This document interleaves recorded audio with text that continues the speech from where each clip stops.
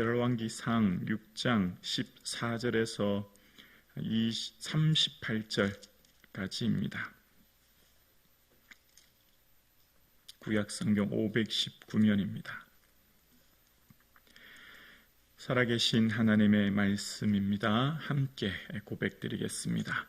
솔로몬이 성전 건축하기를 마치고 백향목 널판으로 성전의 암벽 곧 성전 마루에서 천장까지의 벽에 입히고 또 잣나무 널판으로 성전 마루를 놓고 또 성전 뒤쪽에서부터 20규빗 되는 곳에 마루에서 천장까지 백향목 널판으로 가로막아 성전의 내소 곧 지성소를 만들었으며 내소 앞에 있는 외소 곧 성소의 길이가 40규빗이며 성전 안에 입힌 백향목에는 박과 핀 꽃을 아로새겼고 모두 백향목이라.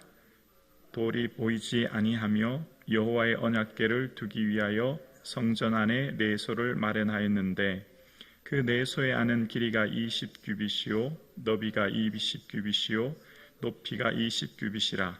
정금으로 입혔고 백향목 제단에도 입혔더라. 솔로몬이 정금으로 외소 안에 입히고 내소 앞에 금사슬로 건너 지르고 내소를 금으로 입히고 온 성전을 금으로 입히기를 마치고 내소에 속한 제단의 전부를 금으로 입혔더라.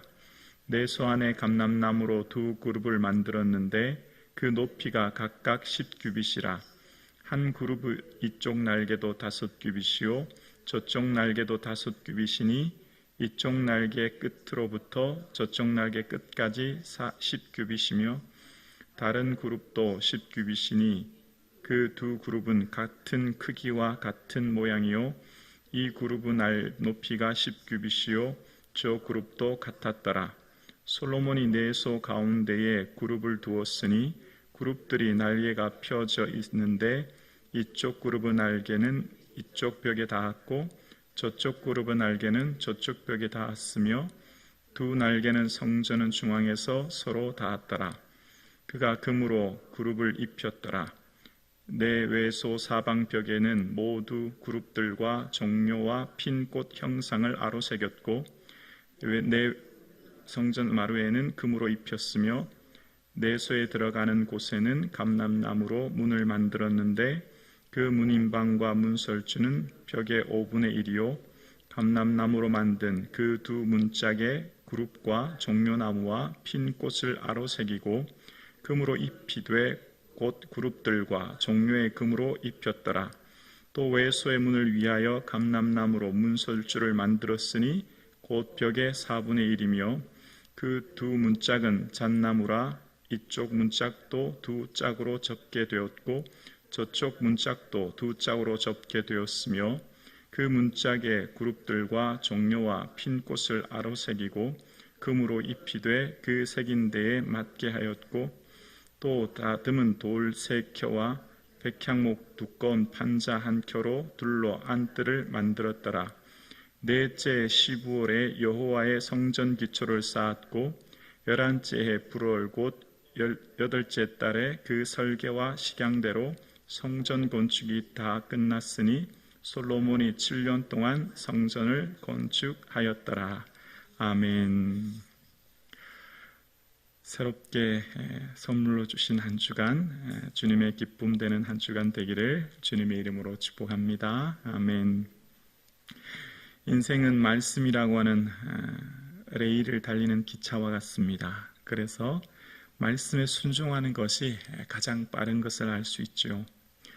오늘 하나님께서 우리에게 말씀하시는 것은 예배의 삶인 것을 알게 되는데요.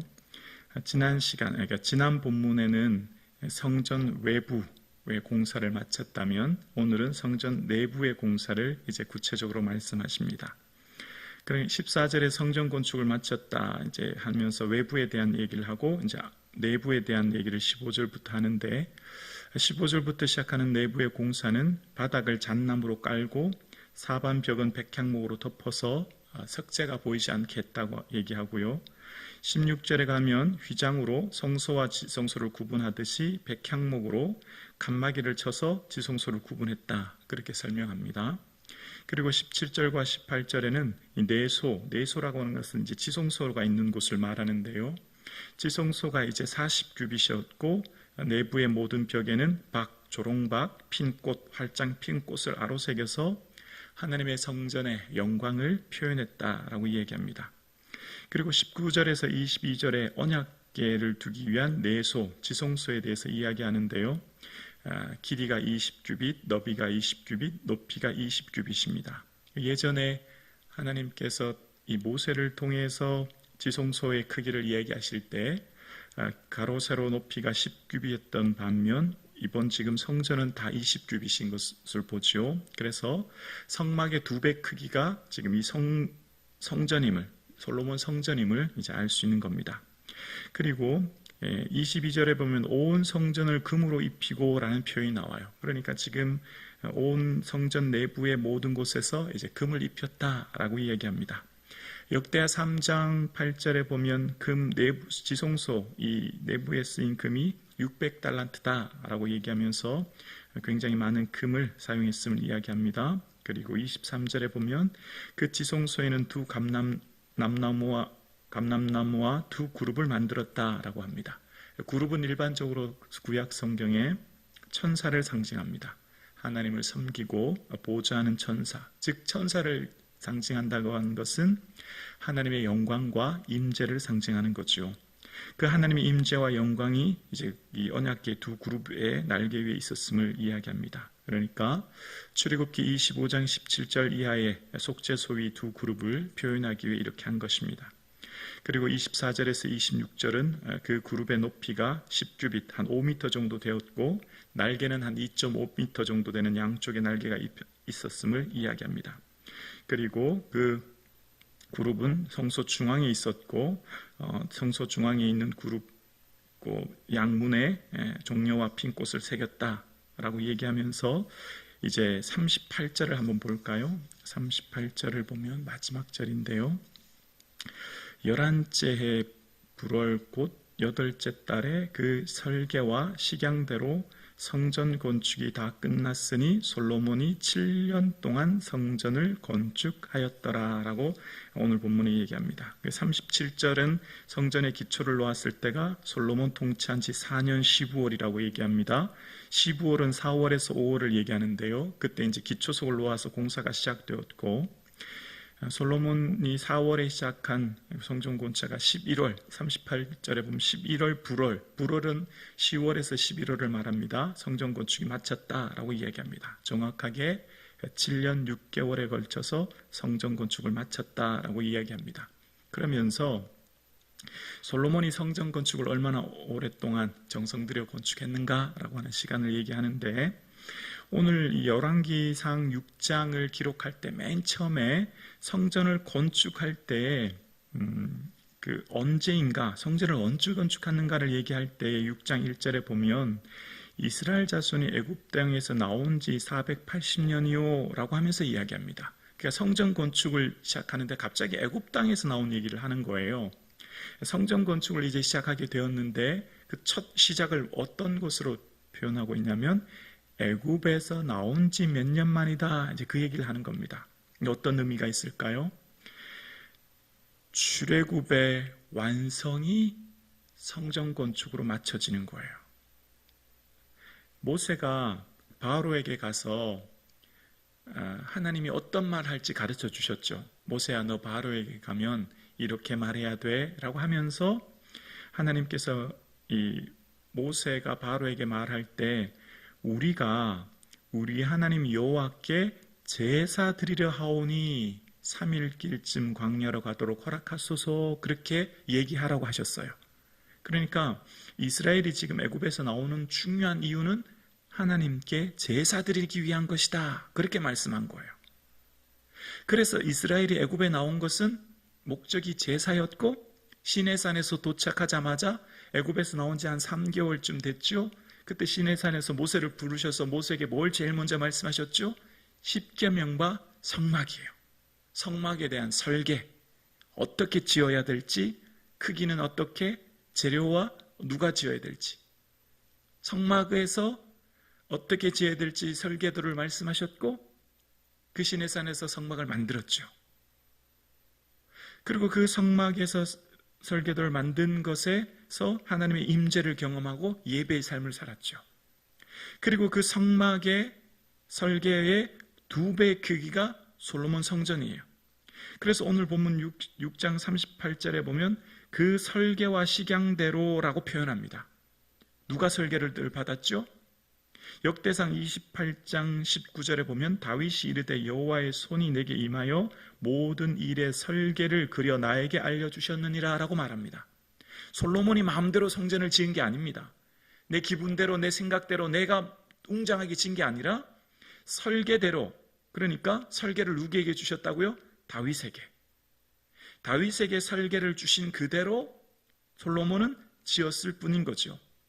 그런데 오늘 성전에서 아주 좀 특이한 내용이 대부분 금이란 표현이 계속해서 등장합니다. 금을 입혔고 금으로 지성소뿐만 아니라 내벽에 금을 입혔다는 얘기가 나옵니다. 그러면서 이 금이 600달란트라고 하는 내용까지 이야기하죠. 역대하 3장에 보면 무엇을 말씀하려고 할까요?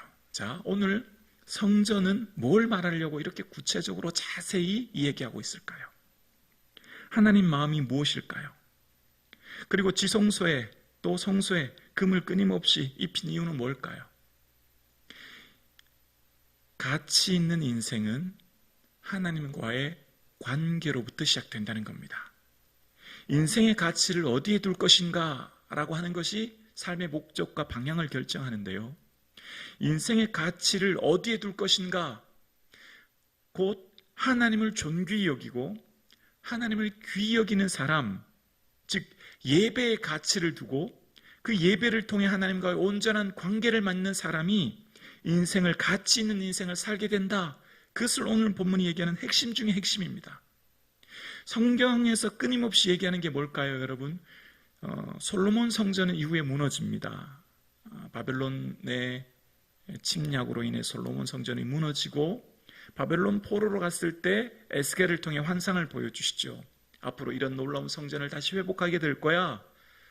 그 에스겔을 통해 성전을 회복을 보여주신 다음에 이스라엘이 포로됐던 땅에서 돌아오죠. 그리고 학개와 스가랴 선지자가 뭐라고 말하죠? 여러분 성전을 건축하십시오. 그래서 성전이 재건됩니다.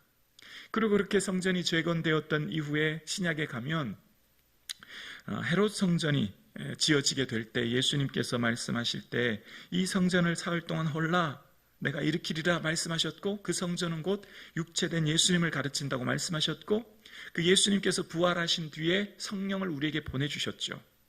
그리고 성령을 우리에게 보내주신 이후에 고린도전서에서 바울을 통해 우리에게 말씀하시기를 우리 몸은 어떻게 해요? 성령이 거하시는 전이 된 거예요.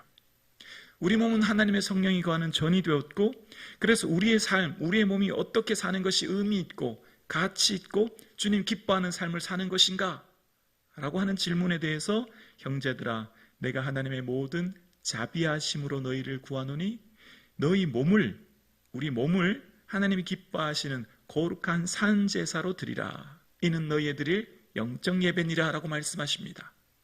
하나님의 선하시고 기뻐하시고 온전한 뜻을 매 순간마다 분별하고 하나님의 그 뜻을 위해서 살아가는 삶, 그 영적 예배의 삶을 살아가는 것, 우리에게 가장 기뻐하는 삶임을 우리는 깨닫게 되는 겁니다. 성전에서 문이 어떻게 지어졌고 어떻게 만들었고 중요하지만 핵심은 뭘 말하죠? 하나님께서 성경을 통해 끊임없이 말하는 게 뭘까요? 예배의 삶을 살라는 거죠. 영적 예배, 너희 삶이 예배가 되게 하는 삶을 원하신다 말씀하는 겁니다. 그리고 이후에 요한계시록에 가면 하나님의 보좌 앞에 천군 천사들이 찬양할 때 우리도 하나님께 찬송과 영광을 올려드리죠. 그때 우리가 드리는 기도가 하나님의 금향료에 드리는, 금제단에 함께 드리는 예물이 된다고 말씀하는 것을 봅니다. 하나님께서 끊임없이 성경에서 우리에게 말씀하는 게 뭘까요? 얘들아, 너희들의 삶은 가치 있는 인생은 나를 만나야 된다. 나를 만나야만 너희들의 인생은 나와의 관계 속에서 의미 있고 가치 있는 인생이 돼. 항상 예배의 삶을 살아라. 그것이 너희 인생의 참된 축복이야 라고 하는 것을 말씀하시죠. 오늘 함께 예배드리시는 우리 사랑하는 성도님, 온 마음 다하여 주님을 예배하는 삶 사실 수 있기를 주의 이름으로 축원합니다. 하나님의 선하시고 기뻐하신 뜻을 매 순간마다 분별하고 그것이 우리 몸으로 드리는 거룩한 산제사임을 기억하여 이제 이 하루를 잠들 때까지 하루의 삶 전체가, 또 일주일 삶 전체가 하나님 기뻐하는 거룩한 예배의 삶 되기를 주님의 이름으로 축복합니다.